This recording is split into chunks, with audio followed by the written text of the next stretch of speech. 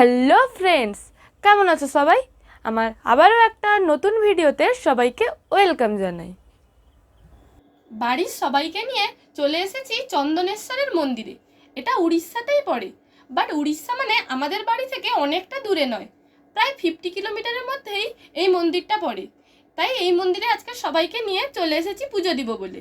এখানে ফার্স্টে এখানে পুকুর আছে, পুকুরে পা ধুয়ে তারপর যাব ঠাকুরের প্রসাদ আনতে।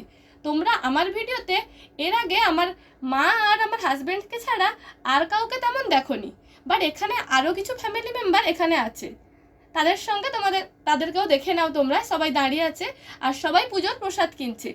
এইখানে ঠাকুরের প্রসাদ, তারপরে ফুল, ধূপ, শিব ঠাকুরের পুজো যা যা লাগে সব কিছু দিচ্ছে। আর এখানে এক্সট্রা করে শিব দুর্গার জন্য আলাদা আলাদা মালা পাওয়া যায়, সেটাও দিচ্ছে। আরও কয়েকটা দোকান ছিল, বাট আমাদের এই দোকানটা বেশি ভালো লাগলো, তাই এই দোকানেই জিনিসগুলো কিনছি। আরও কয়েকটা দোকান দেখে নাও, ওইদিকে আছে। এখন একটু ফাঁকা আছে কারণ আমরা সোমবার আসিনি, অন্য ডেটে এসেছি। আর না হলে এখানে ভিড়ে বসাও যায় না।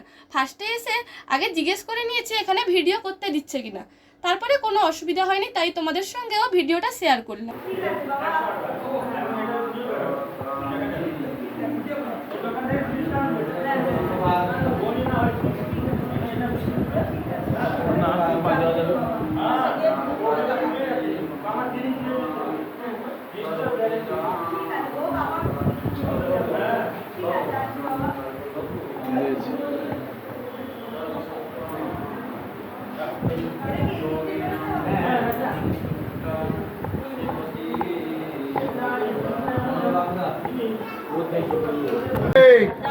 এদিক দিয়ে এসো, এদিক দিয়ে, হ্যাঁ এদিক দিয়ে এসো।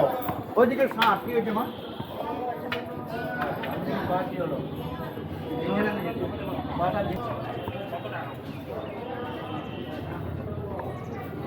ওম কোটি কোটি আয় নমঃ, প্রার্থনা করব।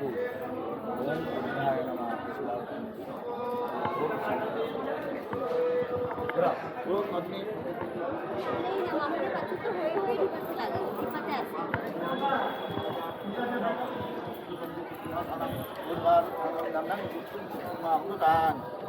মা বাবাকে বোনকে সব নিয়ে যা।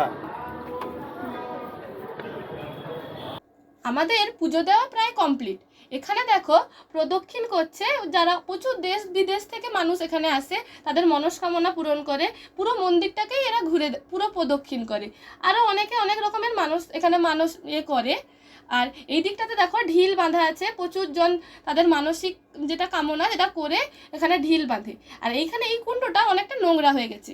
আগে শিব ঠাকুরের যেটা দুধ ডাবের জল যেটা ওইটা এইখানেই পড়তো, বাট এখন আর এতটা নোংরা হওয়ার জন্য ওইখানে পড়ে না, ওইখান থেকেই নিয়ে সবাইকে ভক্তদের দান করা হয়। আর শিব ঠাকুরের কাছে এসেছি, শিব ঠাকুরের জিনিসপত্র ঠাকুর পাওয়া যাবে না, তাই হয় আর কখনো, তাই ওইগুলোও অনেক কিছু এখানে বসেছি। অনেকক্ষণ থেকে এসেছি, তাই খিদাও পেয়ে গেছে, তাই খাওয়া দাওয়া করে নিয়ে আর চন্দনেশ্বর এসেছি, দীঘা আসবো না তা তো হয় না, তাই চলে এলাম দীঘাতে। এই যে এই বাবলসটা, এটা আমার একটা বোনের, তারটা আমি এখন করছি যে সে জানেও না। আমার এই ভিডিওটা দেখলে হয়তো সে জানতে পারবে যে তারটা আমি ইউজ করেছিলাম। তো দেখা হচ্ছে দীঘার আরেকটা ভিডিওতে। টাটা।